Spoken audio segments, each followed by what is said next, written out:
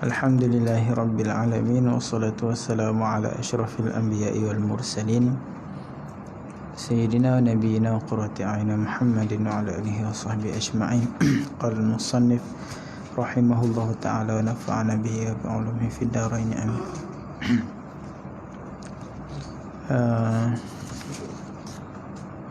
Wa syar'an Kitabu Ahkamus Salat, bab solat. Jadi ta'rif solat pada dari segi bahasa maknanya doa. Dari segi bahasa maknanya doa. Sembahyang kita panggil solat. Sebab apa? Sebab dia penuh dengan doa. Selawat pun dari bahasa Arab solat juga, solat, solatun kan. As-salatu wassalam. Tapi bahasa Melayu kita panggil selawat sebab dia ambil hak jamaknya. As-salawatu, salawat. Kita bahasa Melayu selawat. Selawat tu kita kata jamak lah. Bahasa Arabnya salawat. Jamak daripada solat. Solat tu satu, salawat tu banyak. Solat ini boleh memberi makna sembahyang, boleh memberi makna selawat. Dua-dua boleh lah. Selawat juga doa sebab kita doa kepada Nabi kita. Dan pada syaraknya apa pula? Katanya wa syar'an. Pada syarak kama qala Ar-Rafi'i, seperti mana telah berkatalah oleh Imam Ar-Rafi'i. Telah berkata Imam Ar-Rafi'i di dalam kitab dia lah Muharrar kan. Cuma bukan ta'rif ini daripada Imam Ar-Rafi'i, tak. Ta'rif ini pun Imam Ar-Rafi'i dia nakal daripada orang lain. Dia ambil daripada orang yang lain. Dalam Bajuri ada sebut, dia kata naqlan an ghairihi. Imam Rafi'i dia menakal, dia memindah. Imam Rafi'i ambil ta'rif ulama buat, dia letak di dalam kitab dia. Jadi apa kata Imam Ar-Rafi'i pada ta'rif solat, yang mana kita ta'rif ni semua, mana-mana kitab kita kebanyakan kitab jawi kita pun pakai ta'rif ni. Apa dia? Aqwalun wa af'alun muftatahatun bitakbir wa mukhtatamatun bitaslim bisyara'id. Aqwalun wa af'alun, perkataan-perkataan. Aqwal ni jamak daripada qaul. Qaul ini satu perkataan. Bila banyak namanya aqwal. Single dan pluralnya. Kalau single qaulun, pluralnya aqwal. Perkataan-perkataan. Jadi nak nama solat tu, nak nama sembahyang tu mesti ada banyak aqwal dia. Qaul dia ada banyak. Fatihah, takbir, salam, tasyahud, selawat. Itu dipanggil aqwal, ada banyak. Wa af'alun, dan perbuatan-perbuatan. Jadi terdiri sembahyang kita tu perkataan-perkataan dan perbuatan-perbuatan. Ada berdiri, rokok, sujud dan sebagainya. Muftatahatun bitakbir, yang dimulakan dengan takbir. Allahu Akbar, bukan angkat tangan. Angkat tangan tu sunat. Takbir tu kalimah tu. Allahu Akbar. Mukhtatamatun bitaslim, yang dikhatamkan, yang ditutup dengan salam. Assalamualaikum warahmatullahi. Itu solat. Antara dua tu, takbir dan salam termasuk solat jugalah maknanya.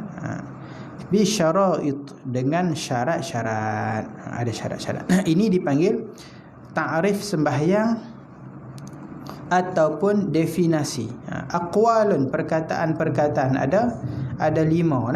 Ada lima. Apa dia? Takbiratul ihram, baca Fatihah, tasyahud akhir, selawat kepada Nabi dan juga bagi salam. Lima ini dipanggil aqwal. Af'al ada berapa? Af'al ada 8. Apa dia? Niat dalam hati, itu orang panggil fi'lul, perbuatan hati.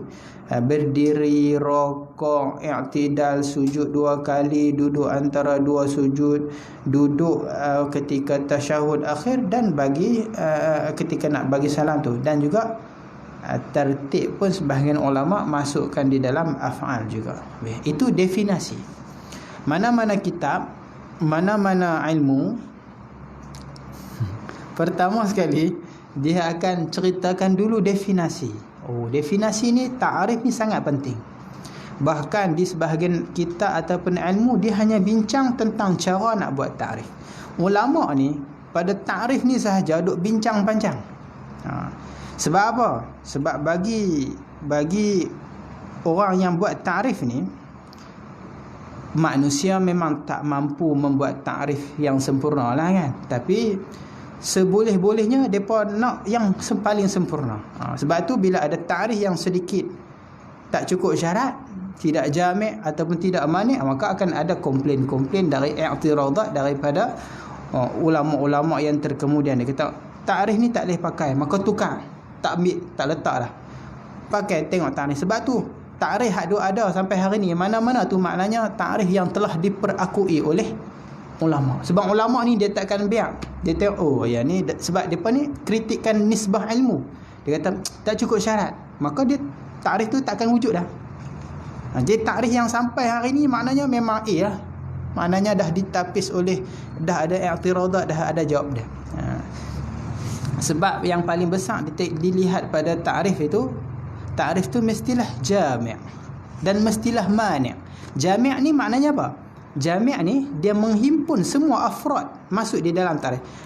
Bila kita kata ta'arif solat, ta'arif itu mestilah bila disebut semua yang nama solat masuk di dalam ta'arif itu. Dan mestilah mani'. Mani' ni makna apa? Menghalang daripada hak lain daripada solat, daripada masuk di dalam ta'arif itu. Sebagai contoh, kalau kita, orang tanya kita lah, mungkin orang tak kenal kucing tu apa, ataupun Mak Saleh baru belajar cakap Melayu, kita kata kucing, dia kata apa itu kucing? Contohlah kita nak takrifkan kepada dia kucing, macam mana? Kita nak cakap apa dekat dia? Haiwan yang berbulu. Contoh kalau kita kata kucing haiwan yang berbulu dan boleh bercakap. Jadi adakah takrif tu jami'? Semua kucing ada tak yang tak ada bulu? Ada yang tak ada bulu Kucing apa? Ada kucing yang bulu. Kucing yang terbilang oleh kucing. Kucing Sping tak ada bulu. Sudah. Nipis tak kisahlah tebal ke, ada tak kucing yang tak ada bulu? Tak ada. Maknanya bila kita letak kucing ni binatang yang berbulu, mana dia jami', dia meratai, semua afrod kucing akan masuk. Tapi ada satu kelemahan dalam ta'arif ni, dia tidak mani'. Sebab bila Mak Saleh tu binatang yang berbulu tu kucing, dia akan terbayang sekali apa? Rimau, lembu, kan? Orang. Jadi semua yang berbulu dia akan masuk dalam ta'arif. Itu tidak mani'. Mana ta'arif itu ada kekurangan. Jadi ulama dia akan tengok di sini, adakah ta'arif tu jami' ataupun tidak, ataukah mani' ataupun tidak. Dan pada ta'arif ni pun ada kritikan dia. Ada kritikan. Kalau kita tengok apa yang kita nak kritik pada ta'arif ni, kalau lah kita kata kita tengok pada ta'arif, ada tak yang kita nak kritik? Ada. Ngaji dia tahu. Apa dia yang kita nak kritik? Dalam Hasyiah Fajr ada sebut. Apa yang kita nak kritik? Pertama, kritikan ataupun i'tiradat yang diletakkan oleh ulama pada ta'arif ini apa dia? Tidak jami'. Kenapa? Kerana tidak semua afrad solat masuk dalam ta'arif ni katanya. Contohnya solat apa? Sembahyang orang bisu dia dah. Mana ada aqwal? Tidak. Orang bisu ada sebut Fatihah, ada takbir? Tak ada. Lagi apa dia kata? Sembahyang jenazah. Sembahyang jenazah tidak ada af'al, hanya ada satu, qiyam, berdiri dari awal sampai habis. Itu satu, itu tak boleh kata af'al, itu kita kena kata fi'lun, satu perbuatan. Inilah af'al, maka tak termasuk di sini. Sembahyang orang yang kena ikat, dia kena ikat di tiang, wajib sembahyang? Wajib. Jadi macam mana ada sembahyang? Tak ada perbuatan, dia tak ada rokok, tak ada sujud, maka tidak ada af'al. Ataupun sembahyang orang yang sakit, terlantar di hospital, tak boleh, cuma akal dia masih waras, wajib sembahyang? Wajib. Selama mana ada akal, selama tu wajib. Sembahyang kat mana tu? Mayalah hati dia. contoh, ataupun dia baca Fatihah di mulut, ada aqwal, tidak ada af'al. Maka ulama kata tidak jamek, tidak menghimpun semua solat masuk di dalam ta'rif ni. Ada solat yang tak termasuk di dalam ta'rif ni, tak jamek katanya. Itu i'tirad yang pertama. Tapi ulama ada jawapan dia untuk i'tirad yang ni. Ada beberapa jawapan. Salah satunya di dalam Bajuri dia ada sebut 3 jawapan untuk kritikan yang macam ni. Jawapan yang pertama dia kata aqwal dan af'al ini adalah ala hasabil ghalib. Pada ghalibnya kebanyakannya solat begitu. Memanglah tak semua, tapi ghalib. Jadi yang kadang-kadang tu tak ambil kira. Orang dia kata kadang-kadang tu tak ambil kira, dia tak an-nadir kal ma'dumah tu kita tak sah masuklah. Itu jawapan yang pertama. Sebab tu sebahagian ulama dia tambahkan di dalam ta'rif dia aqwalun wa af'alun, pada akhirnya ghaliban, pada ghalib dia. Pada ghalibnya solat begitulah. Ada juga solat yang tidak termasuk. Itu jawapan yang pertama. Jawapan yang kedua untuk kritikan yang sama, dia jawab macam mana? Aqwal dan af'al itu sama ada haqiqatan ataupun hukman. Pada hakikat dan pada hukum juga. Jadi ada solat yang pada hakikatnya memang ada aqwal, zikir-zikir, doa-doa, dan ada solat yang hanya aqwal itu pada hukum. Maksudnya macam mana? Contohnya macam orang bisu. Orang bisu dia baca Fatihah tak? Bacaan apa yang dia baca? Tak ada. Habis tu tak ada aqwal. Tak, ulama kata ada. Tapi hukman, pada hukum. Sebab kalau orang bisu tu bisu yang baru datang, dulu dia boleh cakap, boleh berzikir, boleh baca Fatihah. Kemudian datang bisunya, maka macam mana cara dia sembahyang? Kumat kamit lah dengan mulut walaupun tak keluar suara. Jadi itu aqwal, qaul pada hukman. Kalau orang bisu tu memang asal semula jadi dia dari kecil, memang dia bisu secara lahir, maka cukup dia berdiri qadar Fatihah. Waktu baca Fatihah tu orang lain baca, dia hanya tunggu sahaja. Waktu tasyahud tu dia tunggu sahaja, qadar waktu bacaan tu. Jadi dia tunggu buat apa tu? Untuk bacaan itu dipanggil hukman. Pada hukum dia bacalah, tapi hakikat dia tak baca. Jadi ulama kata aqwal dan af'al ni hukman, pada hukum. Begitu juga pada masalah-masalah yang seterusnya. Pada perbuatan pun ada hukman dan juga haqiqatan. Itu jawapan yang kedua. Jawapan yang ketiga, aqwal dan af'al ni ala hasabil asli, pada asal dia kata. Sembahyang ni asalnya apa? Asalnya aqwal, asalnya af'al. Cuma boleh jadi ada urud, boleh jadi ada perkara yang melintang, manik yang menghalang, maka tidak ada aqwal. Contohnya macam bisu. Asalnya wajib tak dia baca Fatihah? Wajib, itu asas solat untuk dia. Tapi bila tak mampu, digugurkan Fatihah bagi dia. Orang yang kena ikat, asalnya wajib tak rokok, wajib tak sujud?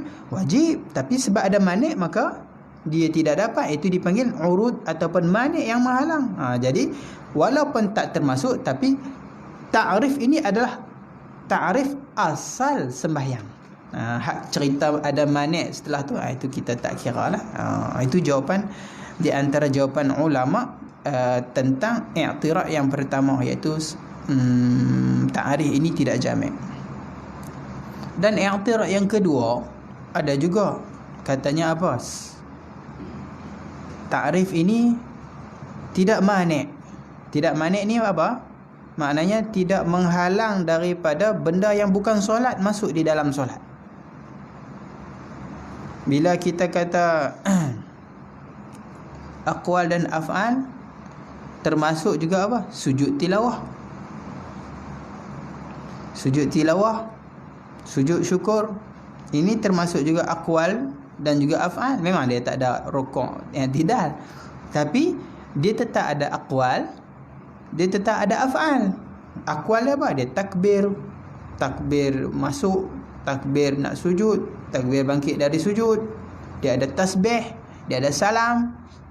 Af'al apa? Af'al ni dia dah beri, dia turun, dia sujud. Itu af'al. Jadi tidak manik. Itu i'tirad yang kedua. Ada jawapan tak? Ada jawapan.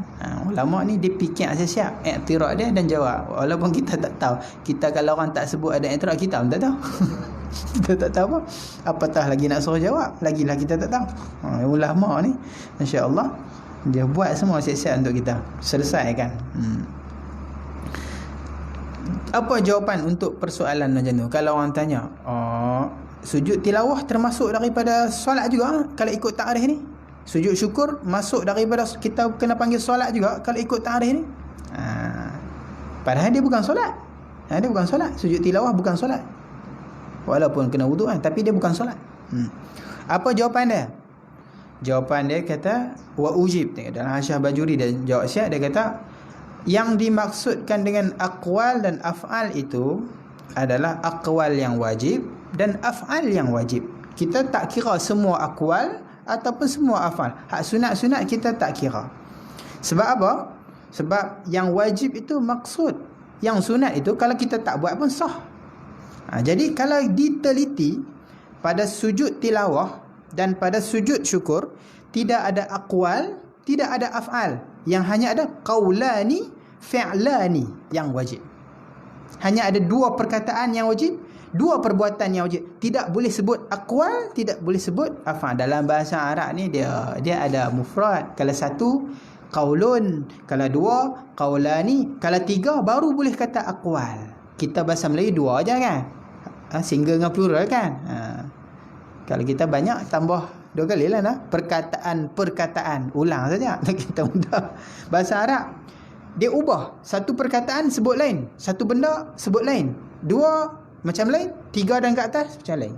Jadi aqwal maknanya tiga dan ke atas, af'al tiga ke atas. Sujud syukur, sujud tilawah, hak wajib dia aqwal dak, qaulani saja, ada dua. Dan perbuatan dia yang wajib pun hanya ada dua. Hanya ada dua. Itu di dalam jawab. Apa dia yang wajib dia? Takbir dan salam. Itu saja yang wajib. Tasbih itu sunat. Kalau kita nak sujud syukur ataupun sujud tilawah, kita baca Al-Quran sampai bab sujud, kita pun nak sujud Allahu Akbar, yang tu wajib, kita pun sujud. Wajib baca tak? Tak wajib, tapi sunat baca. Tak reti, tak tahu nak baca zikir apa, baca tasbih dalam sembahyang boleh, subhana rabbiyal a'la pun boleh, tidak ada masalah. Kan kita tak ingat duk subhan dia subhan tu panjang sangat, tak ingat, tak ada masalah. Dia pun tak ada masalah, dapat dah pahala sujud. Yang wajib apa? Takbir, nombor dua salam. Bukannya atas pun tahu seronok dapat dia, terus sujud dengan wuduk tak tahu, qiblat tak tahu, takbir tidak ada, salam tak ada, pakai sujud macam tu saja. Itu apa dia? Itu bermain-main di dalam ibadah yang tak kena dengan syarat, main-main ibadah. Macam kita sembahyang tak ada wuduk boleh tak? Apa hukum dia? Haram. Kalau kita sembahyang Allahu Akbar, Fatihah tak baca, 4 rakaat kita buat, dapat pahala? Dapat apa? Sengaja dapat dosa. Sebab ibadah yang tidak cukup syarat bermain-main. Kalau tak mau tak usah buat. Kan? Kita tak mau sembahyang sunat, tak usah buat, tak dapat pahala, tak dapat dosa. Tapi kalau kita buat tak ikut syarat, dapat dosa, pahala tidak. Begitu juga dalam bab sujud. Kononnya nak mensyukuri, sujud syukur. Dapat sebab apa? Menang, juara lagu atau sepak bola, masuk gol. Allah Akbar, kita pun lari-lari sujud terus, boom.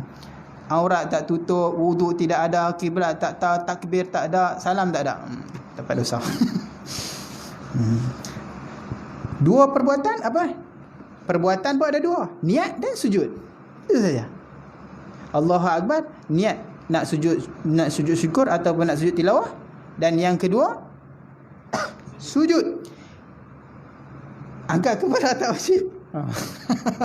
Ini kita nak kira hak fardu lah, hak wajib. Kan sunat tu dah lah. Jadi hak wajibnya dua. Ya. Jadi manik tak? Manik. Sujud syukur dan sujud tilawah tak termasuk di dalam ta'rif ni. Sebab dia hanya qaulan wa fi'lan, bukan aqwal wa af'al. Tu perbahasan ulama. Habis ya? Baik.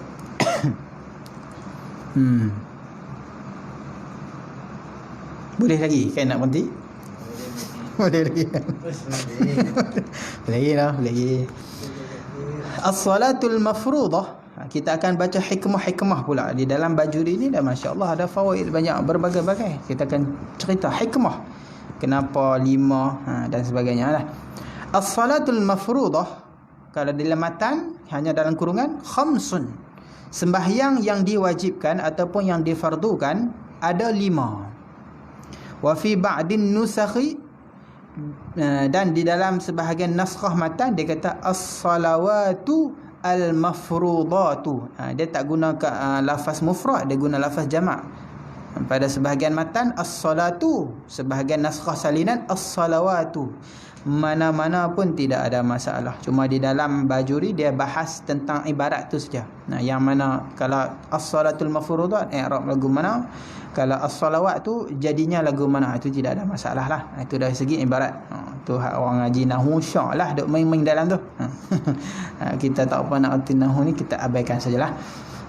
Khamsun, dia kata sembahyang yang fardu tu ada 5. Ada 5 di setiap hari. Di setiap hari ada 5. Walaupun 5 itu kata dalam Hasyiah Bajuri sehari semalam tu, walaupun sehari semalam secara takdiran. Ada sehari semalam yang kita takdir, ada. Sebab di dalam hadis Nabi ada menceritakan tentang hari kiamat, matahari naik dari barat, betul tak? Sebelum hari kiamat lah, tanda-tanda besar hari kiamat, matahari akan naik dari barat. Jadi kata ulama, tempoh malam tu akan jadi panjang. Kan matahari dah terbenam, dia nak go stand balik, dia ambil time, dia ambil waktu. Jadi kata ulama, malam tu akan jadi panjang. Yang ahli ibadah sahaja sedang. Dan sebahagian ulama kata malam tu panjang sehingga jadi 3 malam. Dia akan jadi 3 malam. Kepanjangan malam tu, pada malam matahari nak terbit dari barat tu, dia akan jadi malam. Jadi orang yang ahli tidur, dia tidur, dia panggil, tak subuh lagi tidur. Tak gelap lagi tidur lagi. Ada sebahagian orang yang memang dia bangkit, memang dia dah berasa gelap, rumah dia memang gelap.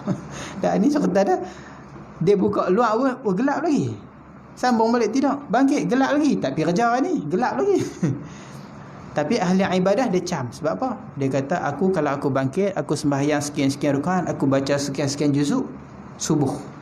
Tapi sekarang tak subuh-subuh lagi. Waktu tu dia mendebat-debat. Zaman lah tengok jam. Zaman lah tengok jam. Terus dia tengok jam. Tak subuh lagi. Maka berjaga-jagalah macam tu. Okay. Kalau di sebelah Arab tak apalah, jadi ada musim sejuk malam panjang. Kalau kita tak panjang ni, tiba-tiba satu malam kita berasa panjang. Taubat sebelum matahari naik dari barat. Lepas naik dari tu, Tuhan tak terima dah taubat. Dosa-dosa kita lalu tu dah tercatat dah, tak boleh padam lah. Jadi nak taubat lah ni boleh taubat. Taubat. Kalau kita berasa, kalau orang ahli ibadah untungnya begitulah. Malam tu dia berasa panjang, dia ahli ibadah, dia tahu masya-Allah waktu tu dia akan menangis, dia tahu lepas ni taubat aku dah tak tahu, dia taubat nasuha sungguh tu. Waktu tu sebab kita ni kalau waktu critical last memang hati kita akan ikhlas. Macam orang takbir tak masuk-masuk kan. Takbir tak masuk, imam rukuk, takbir masuk tu. Begitu juga alamat ni selalunya bila orang dah nak mati ataupun ghar-ghara ataupun sebagainya, waktu tu hati dia tulus ikhlas semua. Jadi waktu tu dia akan, orang hak bangkit lewat, dia tak ada nak taubat dah. Taubat pun tak terima, matahari dah naik. Jadi kata ulama tiga jadi tempoh saja 3 malam. Jadi sahabat tanya Nabi, kalau macam tu memada tak mayang sikit? Nabi kata, kamu kena takdir. Maknanya apa? Malam tu dia kena sembahyang juga subuh, zuhur, asar, maghrib, isyak.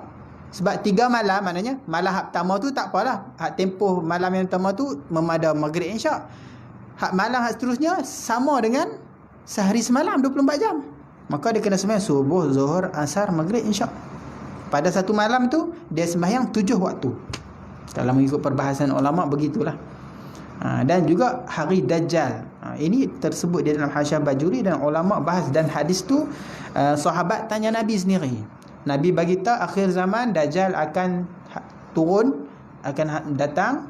Hari pertama Dajjal akan turun 40 hari. Hari pertama seperti setahun, hari kedua seperti sebulan, hari ketiga seperti seminggu. Baki dia seperti hari-hari kamu yang biasa.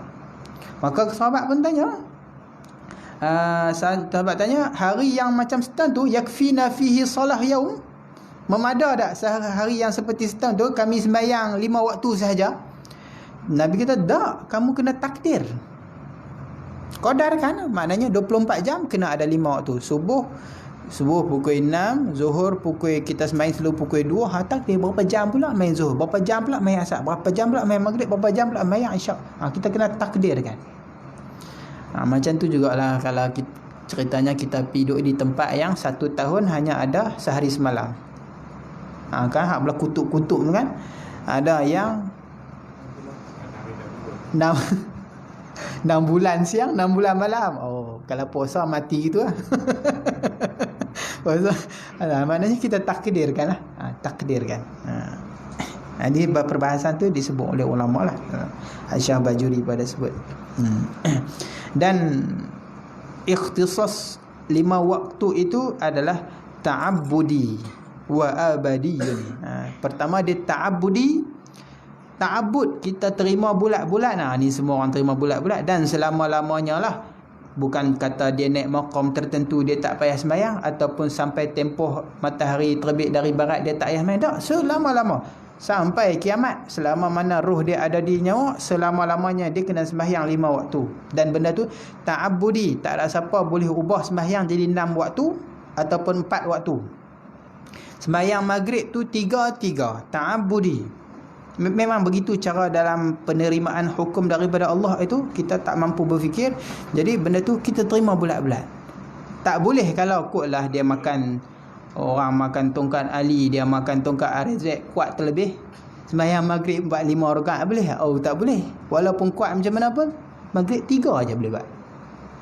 Kotlah hari tu tak larat, buat 1 rakaat dah maghrib, boleh tak? Tak boleh. Tak larat ke? Kuat terlebih ke? 3 rakaat. Itu orang panggil ta'abbudi. Cuma kita memang dah jadi macam tu. Kita memang ta'abbudi. Tapi pada sebahagian hukum sahaja kita nak pertikai. Itu salah. Sepatutnya semua hukum-hukum syarak ini daripada Allah, kita tak boleh pertikai. Apabila ulama kata benda ni haram, terima bulat-bulat macam mana kita terima maghrib 3 rakaat. Benda ini boleh, buat. Benda tak boleh, tak usah buat. Itu bengi ta'abbudi. Kita tak ada pula orang pertikai nak kok maghrib. Pasal apa? Kena buat 3 rakaat. Tak ada orang pertikaikan. Tapi sebahagian hukum masyarakat duk pertikaikan lagi. Itu masalah dia lah. Itu abaikan. Ta'abbudi dan wa abadi. Dan apa hikmah dia? Apa hikmah 5 waktu? Di dalam Bajuri menyebut beberapa hikmah. Dia kata wa ba'duhum, ta'abbudi ni maknanya kita hanya semata-mata ta'abbud, menyembah Tuhan sajalah. Kita tak tahu apa yang hikmah Allah buat ni, kita tak tahu. Kenapa 5 waktu? Apa hikmah dia subuh gelap-gelap, zuhur tengah cerah-cerah? Apa hikmah dia? Kenapa zuhur tak buat pukul 9? Allah alam. Kita tak tahu ta'abbudi. Tapi setengah ulama dia kata ada hikmah. Dalam Bajuri disebut wahya tadhakkuril insan biha nash'atahu. Hikmah bahawa untuk mengingatkan manusia tentang kejadian. Maknanya setiap hari itu mengingatkan kita tentang kehidupan kita. Bila mana kita duduk dalam perut mak kita dan kita bersedia nak keluar duduk 8 bulan 9 bulan, itu seperti mana dalam waktu subuh. Maknanya subuh itu seperti mana usia kita di dalam perut mak kita. Ketika mana terbitnya matahari, maka itu dipanggil terbitnya kita. Kita keluar ke muka bumi. Wiladatuhu katulu'is syamsi. Kita terbit tu macam mana matahari terbit. Dan ketika matahari konek, itu pembesaran kita. Sampai sahaja istiwa matahari duduk terpacak tengah kepala, itu seperti mana usia kita remaja, muda, dan kita kuhulah. Kuhulah ni seperti kamailiha dia kata. Bila kita dah nak masuk 30-40 ni, seperti mana matahari tu dah gelincir dah. Waktu zuhur itu waktu kita usia remaja. Kita tengah muda, 20-an. Mai gelincir, kita dah 30-an. Maknanya apa? 30 ni, siri 30 ni maknanya dia gelincir dah. Dia nak kuih ke terbenam. 20-an tu dia kuih naik. Sebab tu orang tengah panas membara tu. Kesempurnaan manusia ini ketika dia umur 30, Itu dia kata, sebab tu orang masuk syurga umur 30. Dia dalam tempoh dia, maknanya dia tengah sempurna lah. Dia membesar tu dah cukup matang 30. Dia 30 40 dia turun dah. Bila mai asak dia kata hikmahnya bila mai asak tu kuih-kuih tua lah. Ka qurbiha lil ghurub. Seperti mana kita wa syaikhuqatihi, dan kita ni waktu kita tua ni, syaikhuqah ni maknanya kita ketuaannya itu seperti dia hampir kepada terbenam, maka Allah wajibkan asar kerana nak memperingatkan kita. Bila nak terbenam, Allah peringatkan lagi, kamu dah hampir terbenam. Sebab tu dalam kehidupan kita pun sentiasa ada banyak peringatan. Kecil-kecil tu dah ada datang peringatan, cuma kita tak ingat sebab kita duduk dalam perut mak. Waktu subuh tu Allah dah peringat kita, tapi kita duduk dalam perut mak. Alastu bi rabbikum qalu bala, kita dah cuma subuh kita tak ingat, gelap. Panjang waktu tu, waktu yang kita cergas, tak ada masalah sangat apa, semuanya membara belaka. Sampai umur 30 Allah peringat lagi, kamu dah di pertengahan. Mai umur 30 ni dia main dia mula main serabut, penyakit pun mula dah kan. Mula dah dia tahu dia ada kencing manis, mulalah dia tahu alamat sikit-sikit tu, mula dah peringatan. Waktu zuhur Allah bagi peringatan. Banyak elok nak dekat gelincir tu, banyak peringatan. Tu asal peringat lagi. Tua dah ni, nak tenggelam dah, peringat lagi. Wa mautihi ka ghurubiha fawajabatil maghrib tadhkiran lidzalik. Bila kita dan kematian kita tu seperti mana terbenamnya matahari, maka Allah wajibkan maghrib. Itu hikmahnya. Bila terbenam matahari tu maknanya itu kita dah mati. Dan ketika mana kita duduk lama dalam kubur, maka jasad kita pun hancur. Fana jismi, hancur jisimnya itu, kan mihaqi athari syamsi, seperti mana athar apa, cahaya apa maghrib tu orang panggil syafaq ahmar, bahasa Melayu panggil apa? Syafaq ahmar kan, syafaq merah, bahasa Melayu apa? Mega merah. Mega, rembang-rembang mega tu, bila terbenam ada cahaya merah sikit-sikit tanda maghrib tu kan, dia hilang. Dan Allah wajibkan isyak. Itu peringatan bahawa waktu tu jasad kita dah hancur. Tiap-tiap hari hikmahnya Allah memperingat, kehidupan aku macam ni lah. Di ulil absar, bagi orang yang ada mata hati, dia akan rasa benda itu peringatan. Hikmah tiap-tiap hari Allah peringat. Itu hikmahnya.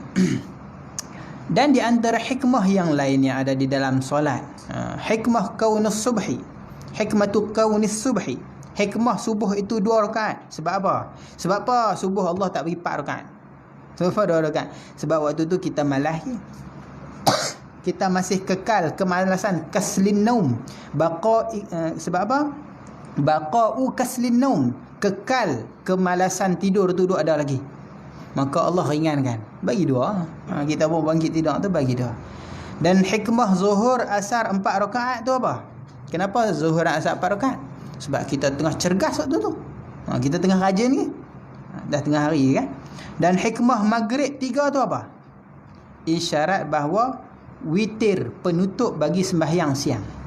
Sembahyang malam witir 3 rakaat kan. Sembahyang siang apa witir dia? Maghrib 3 rakaat. Itu kata hikmah ulama. Dan isyak 4 rakaat terus. Tak ada mula 2 macam subuh dah. Pasal apa? Sebab apa isyak banyak? Sebab hikmahnya kata ulama, dah siang ada 3 fardu dah, malam 1 saja. Maka buh 4 terus. Buh 4. Jabru naqsil laili 'anil nahar. Kerana hak malam isyak ni dia menampung kekurangan malam daripada siang. Sebab pada malam ni ada 2 saja, maghrib dengan isyak. Maghrib dengan isyak, siang ada 3.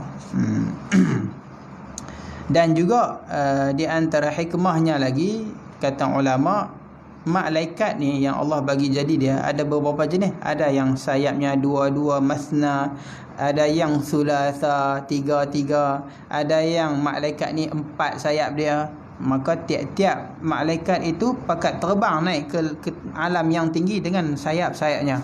Maka Allah jadikan kepada anak Adam ni sembahyang yang seperti sayap malaikat, 2, 3, 4, supaya apa? Kita boleh sampai dengan Allah. Dengan sayap malaikat terbang ke alam yang tinggi. Dengan rakaat solat ni kita terbang naik berjumpa Allah. Maksudnya begitulah tawassul kita, perhubungan kita dengan Allah. Sembahyang ini munajat, perhubungan kita. Sebab tu apa-apa masalah ulama kata sembahyang. Wasta'inu bis sabri wassalah. Kalau kamu ada masalah minta tolong dengan Allah, pertama sabar dululah. Kemudian apa? Sembahyang. Minta tolong dengan Allah kan. Iyyaka na'bud iyyaka nasta'in. Hanya padamu kami menyembah. Ubudiyah dulu. Bila kita ada masalah, hadirkan ubudiyah kita. Dengan apa? Dengan sembahyang. Barulah iyyaka nasta'in, barulah kita boleh minta tolong. Jadikan kehambaan kita masuk dalam sembahyang, tawaduk, sujud, rendah diri. Jadikan kita ni hamba. Iyyaka na'bud, engkau saja kami sembah. Lepas tu nak buat apa? Kami nak minta tolong. Tu cerita dah. Dan juga kenapa sembahyang tiap-tiap hari ada 5? Kenapa tak 6 ataupun 4? Kerana kata ulama, autadud dunia, paku ataupun pasak dunia ni, autad ni jamak daripada watad mana? Pemasak ataupun paku. Kalau kemah tu nak bagi cekang, dia tarik tali, dia paku kan. Paku tu dipanggil watad, ataupun jamak dia autad. Jadi autadud dunia khamsatu jibal. Ada 5 gunung. Gunung ni kan pasak bumi kan. Tak mau bagi bumi ni, maka Tuhan pasakkan bumi ni dengan batu. Batu pula dah, dengan gunung. Suka cakap salah. Dengan gunung. Jadi berapa gunung yang besar-besar yang memasak bumi? 5 gunung. Yang mana katanya allati bainahal Ka'bah. Yang mana tengah-tengah dia, pusat dia adalah Kaabah. Kaabah ni pusat bumi. Ada 5 gunung besar-besar yang mengelilingi Kaabah. Mengelilingi Kaabah. Maka seperti mana gunung yang 5 menjadi pasak bumi, maka sembahyang yang 5 menjadi pasak agama. Bumi tak goyang dengan pasak yang 5, maka agama kita tak goyang dengan pasak yang 5. Sembahyang itu meneguhkan agama seseorang. As-salatu imaduddin kan. Kemudian dia cerita pula tentang asal-asal solat ini. Ini sebahagian warid sajalah kan. Datang hadis riwayat kata subuh itu sembahyang bagi Nabi Adam, yang difardukan bagi Nabi Adam 1. Ada sebahagian kata 50, ada sebahagian kata subuh ni bagi Nabi Adam.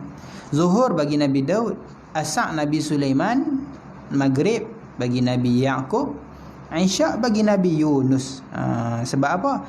Sebab kisah-kisahnya yang kita kata Nabi Yunus keluar daripada perut ikan nun waktu Isya, maka dia pun solat Isya, bertaubat kepada Allah, maka Allah terima taubat dia waktu tu. Jadi ada kisah-kisah lah setiap solat. Dan kemuliaan yang Allah bagi kepada umat Nabi Muhammad, Allah himpunkan sembahyang-sembahyang yang ada pada para Nabi. Kita dapat semua. Kita dapat, umat Nabi lang dapat satu-satu. Kita dapat 5. Sebab tu sebahagiannya kata Isya bagi Nabi Musa. Isya Nabi Musa satulah mayang. Sebab tu Nabi Musa kata kat Nabi kita, umat aku hak gagah satu pun tak larat. Umat aku hak gagah tak larat. Umat engkau dapat 50, jangan kata minta kurang lagi. Maka Nabi kita naik turun pada malam Isra Mi'raj.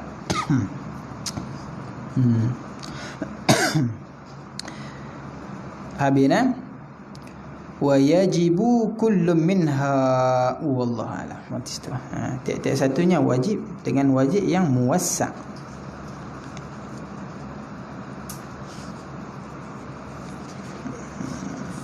Alhamdulillah. Tak puas lagi. Insya-Allah.